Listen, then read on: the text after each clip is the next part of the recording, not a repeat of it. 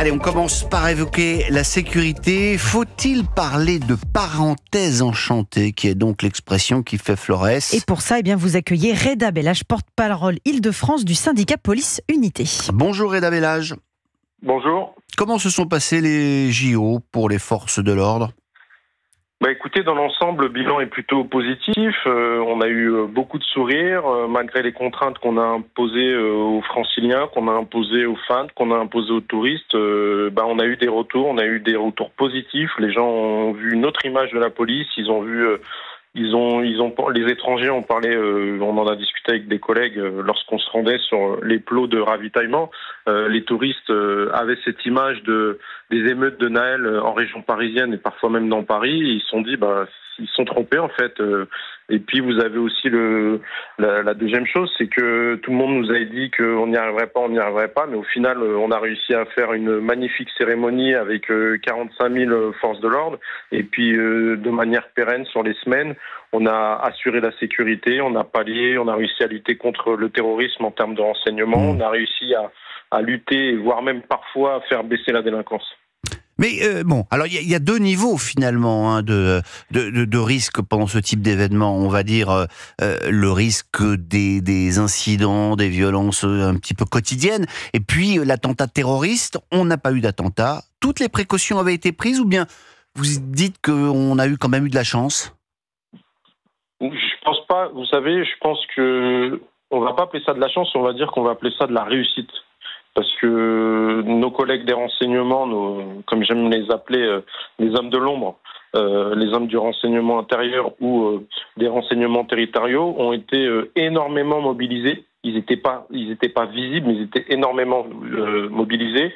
Ils ont fait de nombreuses heures et ils ont fait du H24 tout simplement. Et c'est grâce au travail de ces effectifs-là qu'on a pu déjouer des actes de violence. Est-ce qu'on n'avait pas un peu surestimé la menace, peut-être pour se faire peur avant les Jeux?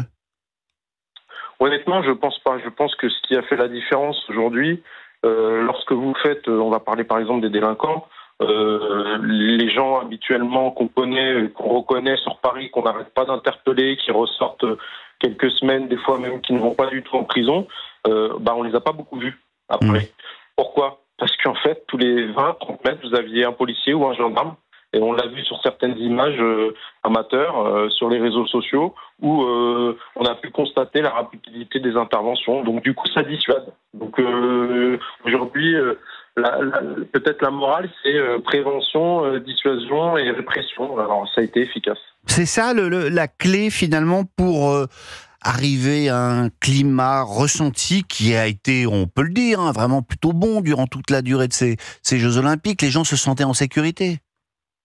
Oui, le ressenti qu'on avait aussi, c'était la volonté de l'État, au travers des différentes administrations, que ce soit la justice, que ce soit la police, les gendarmes, les pompiers, les services de santé. Tout le monde a été au diapason, on a été unis, et du coup, ça a énormément dissuadé, et puis ça a permis de prévenir tout incident. Et je pense que aussi, ce qui a fait énormément changer les choses, c'est la présence policière, la visibilité. Voilà, la présence policière visible, parce qu'il y a évidemment, il y a des policiers en civil, puis il y a tous ceux qu'on voyait, on en voyait beaucoup. Oui, vous alliez dans n'importe quel métro, n'importe quel centre commercial, dans Paris, en région parisienne, alors sur les sites, n'en parlons même pas, vous aviez des policiers partout. Alors voilà, ça dissuade les délinquants, ça dissuade aussi les terroristes, mais surtout, ça atténue le sentiment d'insécurité que peuvent ressentir les étrangers ou les fans ou les Parisiens, tout simplement. Reda Bellage, est-ce que ça veut dire que, si on doit tirer des enseignements de ce qui s'est passé durant cette période, que la police doit être plus visible pour être efficace? Je pense que la police, c'est surtout sur l'aspect missionnel. L'aspect missionnel, c'est-à-dire qu'il faut que chaque unité retourne à son cœur de métier, que la brigade anticriminalité ne fasse plus de missions de police secours, qu'elle fasse que des missions d'anticriminalité, que la police secours soit renforcée afin qu'elle puisse justement pouvoir effectuer toutes les missions. Et il faudrait peut-être nous enlever des missions qui, même si on les fait aujourd'hui parce qu'on représente l'État et la sécurité de l'État, type garde hôpital, garde de site, les bateaux pavés, les tapages, il faudrait peut-être confier ces missions à entreprises privées ou peut-être même les polices municipales qui pourraient nous donner un coup de main. Et puis nous, ça nous permettrait de pour pouvoir remettre, si je puis dire, du bleu dans la rue. Reda Bellach, vous restez en ligne avec nous, hein, mais vous connaissez le principe de cette émission. Ce sont les auditeurs qui sont un peu prioritaires et on est en ligne avec Max. Bonjour. Bonjour. Vous vouliez réagir à ce que disait peut-être Reda Bellach ou plus globalement nous donner votre sentiment sur le niveau de sécurité durant ces Jeux Olympiques et peut-être avant et peut-être après. Ah ben, apparemment, les Jeux Olympiques se sont bien passés. C'était fort sympathique. Je n'ai pas entendu l'intervention de l'interlocuteur précédent, mais ce que je voulais dire par rapport aux Jeux, c'était un intermède sympathique. Apparemment, les Français se sont retrouvés. Il y a eu moins de querelles politiques.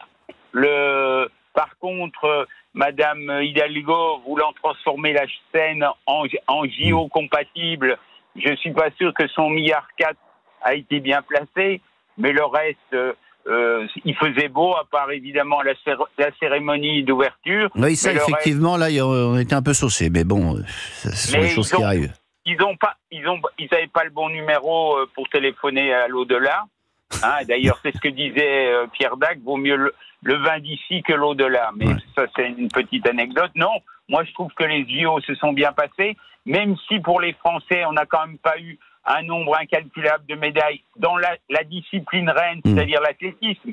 Parce qu'au départ, les JO de l'Antiquité, et même en 96, quand on a recommencé à Olympie, c'est surtout, de l'athlétisme. Après les machines et autres, il n'y en avait pas beaucoup à cette époque-là, mais je ne vais pas faire la fine bouche, je trouve que c'était très bien. Apparemment, la sécurité, et on peut dire merci aux forces de l'ordre. Oui, vous dites apparemment, excusez-moi de vous interrompre, vous nous appelez d'où, Max? Ma question c'est de Metz, décidément. Oui. On a beaucoup d'auditeurs lorrains et messins, et je les salue parce que c'est une région que j'aime bien. Vous n'étiez pas du tout sur les sites des Jeux Olympiques durant la période. Malheureusement non, j'ai pas eu de billet, j'étais à la finale en 98 à Paris parce que je m'étais mieux débrouillé, parce que j'aime bien le football, les petits détails.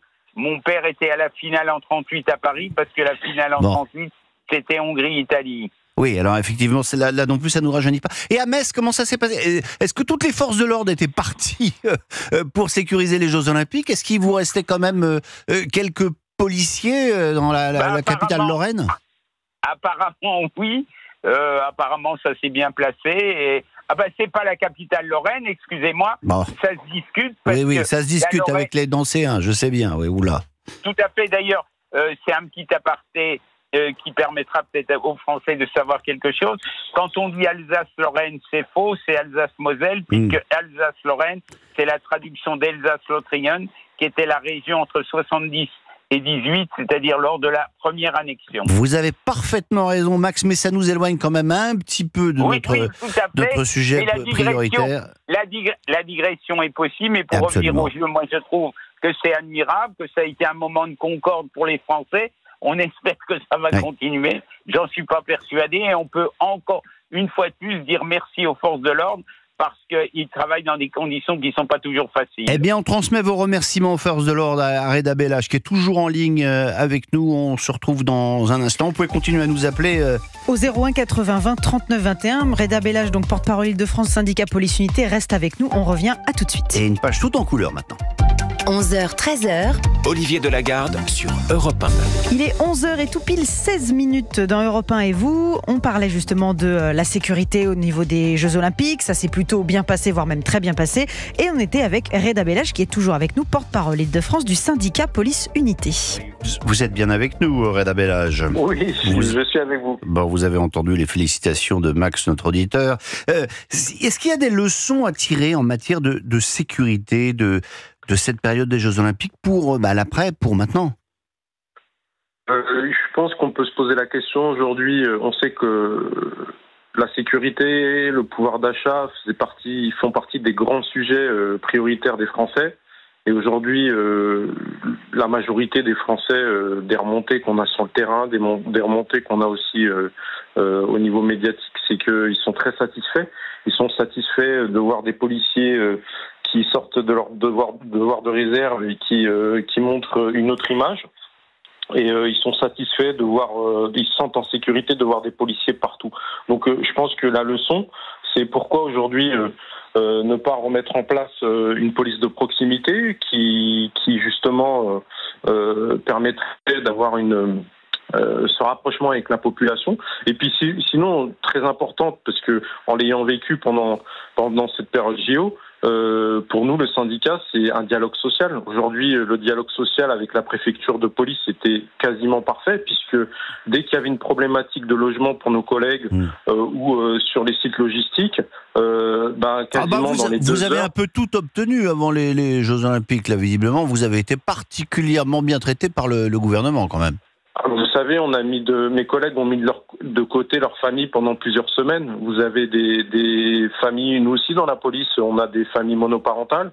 Nous, dans la police, on a des femmes qui sont policiers, des hommes qui sont policiers, qui sont en couple, qu'ils ont dû trouver une nourrice qui veuille bien garder leur enfant pendant toute cette période-là.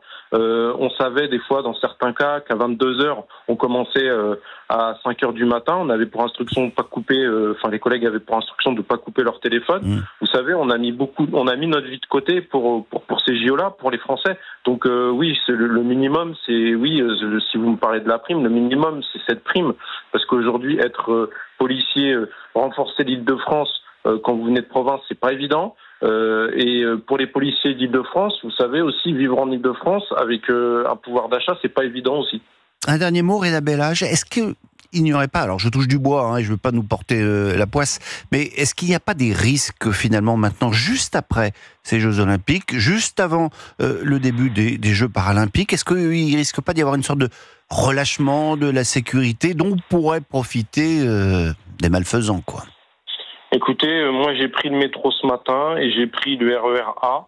Il y a encore des policiers. Alors certes, il n'y en a pas partout, parce que les collègues, il faut bien qu'à un moment, ils puissent récupérer. Parce que faire une action de police, si vous avez le malheur de tomber sur un gars armé, vous avez pas le droit à l'erreur. On l'a vu avec l'affaire Naël, où vous êtes dans une action de police. Souvent, mes collègues se retrouvent seuls, en seule personne qui est présente pour eux, c'est les délégués du personnel.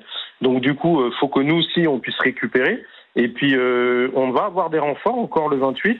Il y a toujours les renseignements qui sont au top et qui continuent à surveiller les fichiers S. Il y a le reste du territoire. Hein. On se souvient de l'attentat de Nice qui était intervenu 4 jours après l'Euro. Hein.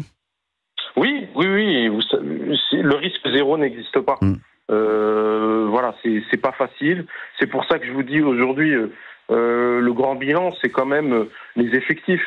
Aujourd'hui, on se demande à combien. Je peux pas vous donner de données chiffrées, mais clairement, il faut plus de policiers, plus de gendarmes. C'est clair, que ce soit en renseignement, que ce soit sur le terrain, que ce soit en investigation. Oui, parce que la menace, aujourd'hui en France, elle est partout. Eh bien, merci. Reda Bellage, porte-parole Île-de-France du syndicat de police unité. Merci d'avoir pris quelques minutes pour répondre à nos questions sur Europe 1.